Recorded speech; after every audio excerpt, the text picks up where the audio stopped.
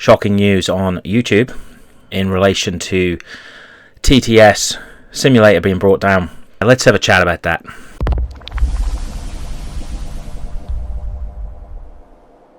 I've just seen the video today from Chapter Master Valvrak on his YouTube channel, and it was all to do about TTS, saying that Forsorg and one of the modders, Hupner, had been taken down by GW.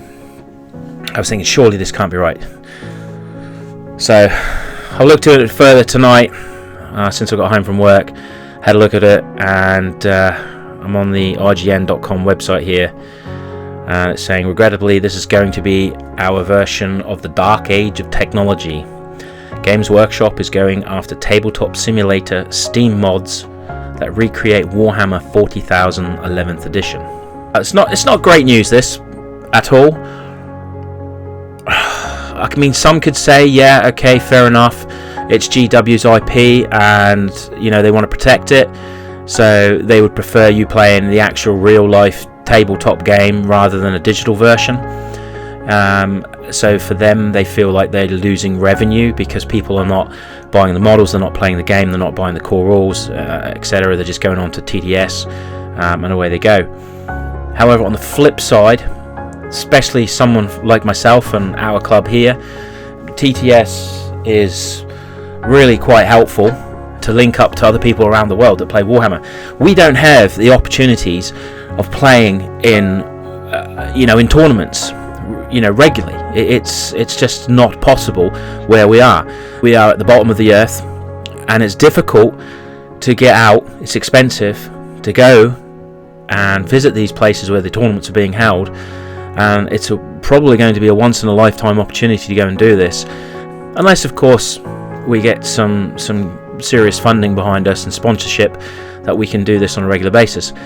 And TTS was one really good way of enabling people like ourselves to play people overseas at the game of Warhammer. Because we've only got a handful of people playing in our local club, it means that we can play more people online.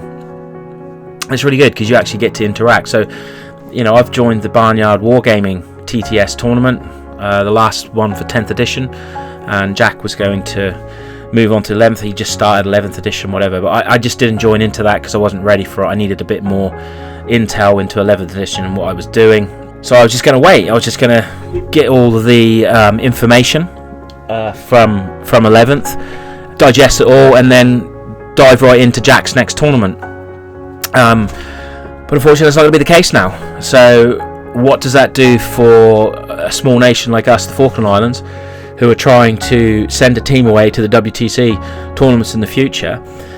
Yes, we can play local games, but that's all the experience and skill sets we're getting. We're playing each other, and that's generally a massive issue for sports competitors here in the islands, is they don't have enough competition when they go away and play football, they play hockey, badminton, whatever. There's just not enough competition, and it's exactly the same now in Warhammer. And we had this one great game that would allow us to do that, to get to play other people around the world with a higher skill set than us, so that we could learn from them, we could play with them, but also it's a great way to expand your community, expand your friendships over long distances. And now that's gone. Real shame. So this IGN website, Tabletop Simulator, is basically a long-running and popular physics sandbox designed to let people make their own board games in virtual form. So you go on there and you can play all sorts of other board games and things like that, whatever you want to do. And of course, people were using it for Warhammer 40,000, and it was really good. So you'd go on there, you create your list, you would add your army. So for example, I had World Eaters, I had a World Eaters list, I had a Gore-Track list, I'd created it all on there. And before I went to play someone, I was able to get onto the board, bring up the tables and practice putting them down for deployment. Now, not only is that really good for when you play someone on TTS and you're ready to go, but it's also really good for your tabletop gaming, because you can actually pick up one of the table layouts and go, right, okay, I'm going to learn how to place place my army and things like that, and then go from there. It was going to help me as a player, but also it would help us going away to WTC, because we'd be able to learn the tables better, and we'll be able to get on and put a lot of hours into TTS and just get better with it. So that's really, really frustrating. We're just keeping an eye on it now. I guess the whole community will be keeping an eye on it. Hutbird had said he seems we're ready for another crackdown from GW, which is their right to do.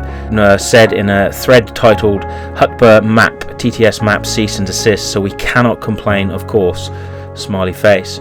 And then ForceOrg, which is another popular mod used to play Warhammer 40k, digitally was also taken down from Steam Workshop, and TTS modder Seaborn said in a Reddit thread that ForceOrg had been removed as a result of GamesWorks actions. Regrettably, this is going to be our version of the dark age of technology, Seaborn said. Those who have never subscribed to ForceOrg before won't be able to subscribe to it now, and those currently subscribed may still be able to use these mods. But how long will this last is uncertain. So that's it. We shall see what happens. Really frustrating. Poor decision by GW. Very poor. Blinkers are on. I just don't get it. You know, they're going to lose revenue surely, because people are going to want to, you know, if people getting on TTS, they're going to go, oh, this is great, I want to then buy that faction, buy those models and things like that. I just don't get it. Anyway, nerdlings, cheerio.